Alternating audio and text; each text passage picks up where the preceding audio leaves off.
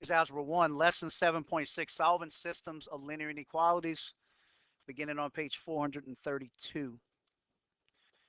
Three definitions to start. First one is, what is a system of linear inequalities? It's two or more linear inequalities in the same variable form uh, of a system of linear inequalities, or simply a system of inequalities. So this is just like a system of equations. Remember, with equations, we said when you graph two lines, any point that falls on that blue line as I have it is going to make the blue line a true statement. Any point that I plug in on the red line is going to make the red one true. The only point that's going to make both of them true is the intersection. That point right there where the two of them cross. The same thing is true with inequalities, but it's not just on the lines themselves. Remember, inequalities are separating all of the numbers into half planes. Everything on one side of the blue line and everything on one side of the red line. Where it'll be true, or where a system will be true with inequalities, will be the overlapping area. This tends to get very sloppy very quickly. So try to be as neat as you can when you graphing this stuff. A solution of a system of inequalities is any point. Remember, a point is defined by its coordinate point x comma y. Any point that plugs into both of the inequalities and makes them true. Or I'm saying both of them. Anyone that plugs into all of the inequalities if it's more than two. And if there's a system, it's more than one. If a point plugs into all of the inequalities, it'll be true. So one point is a solution. Typically, linear inequality systems are answered by showing the graph of each of them on top of each other, or the single picture that represents both of the inequalities, or all of them if there's more than two. It's easier to do that because there's an infinite amount of points that will make all of the inequalities true. Remember, it's not just your integer numbers, it's all of those decimal numbers in between as well. So the easiest way to represent all of the points is a picture that shows the overlapping area of all of the inequalities. Here's number one. This is a triangular solution region. It doesn't matter what the shape is. On number three, we're going to look at one that's called a quadrilateral. That just means four sides. You do them the same way. Notice there are three inequalities here, though. There's two of them that only have one variable, x and y. The first two. Y says it's greater than or equal to -3, and then x is less than 2. The third one is y equals mx plus b. That's slope-intercept form. So we're going to graph all three of those. Notice on the left it says to check your graph, choose a point in the overlap of the half planes, then substitute to see if it's true. So first thing, let's graph them.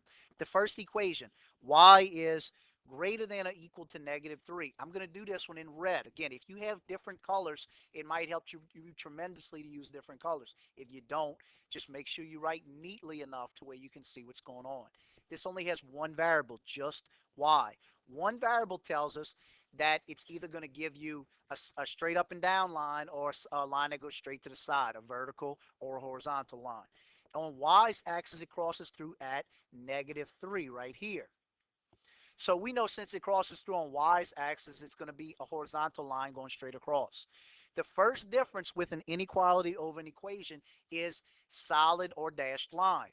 The fact that this one says greater than or equal to, that or equal to part makes this a solid line at -3.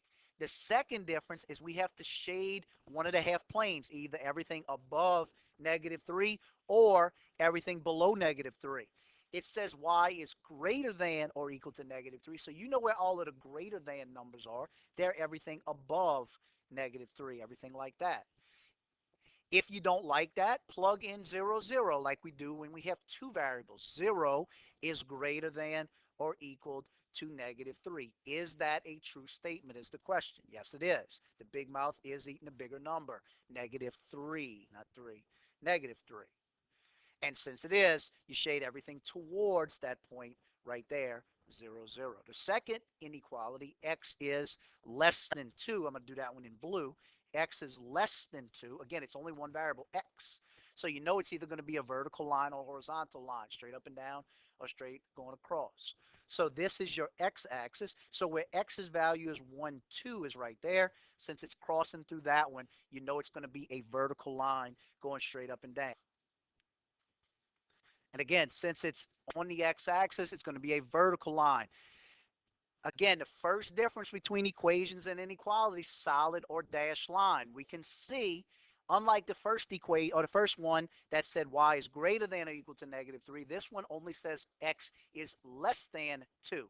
The less than or greater than part doesn't determine solid or dashed. The or equal to part does. This one does not say or equal to. Therefore, it will be a dashed line or a broken line, whatever you call it, and it should look like that.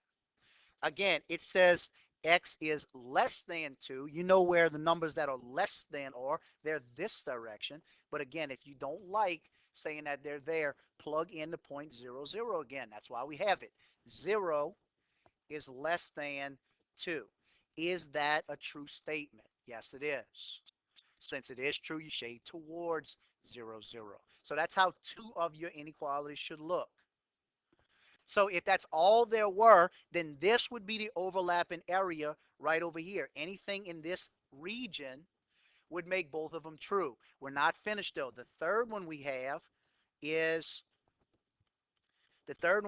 is y is less than x plus 1. This one here, y is less than x plus 1. This one has two variables. So you know it's going to be a diagonal line, not a vertical or horizontal line. Y equals mx plus b is how you graph it. B's value right here, b, is 1. So right there at 1 is where it's going to cross through the y-axis. Your m value isn't shown, but you know if it's not shown, it's also 1. And you also know that your m value has to be a fraction. So if it's not written in fraction form, make it 1 by putting it over 1. That tells you to go up 1 and go to the right 1. So up 1 and to the right 1, we'll put it up 1 and over 1 right there. There's your second point. Again, solid line or dashed line based on does it say or equal to or not. It does not say or equal to, therefore it is a dashed line through those 2 points. The second difference between equations and inequalities is what side to shade. This does not cross through the point we like to use, 0, 0. Since it doesn't, we can plug it in and check its truth value. So if we plug it into this inequality right here, 0 is less than 0 plus 1. Is 0 less than 1? Is that true or not? The big mouth is eating a bigger number. 1 is bigger than 0. Therefore, we will shade towards 0, 0. Now what we can see, and again, look how messy this got, and I did it extremely neatly with 3 different colors. Look how messy it got. Now we can see this triangle area right in the middle. Any point we pick from inside of that triangle will make all 3 of the inequalities correct. Any point we pick from outside of the outside of that triangle may make one of the inequalities correct or even 2 of them, but it will not make all 3 of them correct. This is the only area, the overlapping area inside of the triangle that will make all 3. The way I have them red, blue, and green will make all 3 of them true statements. And we will go over the rest of this tomorrow.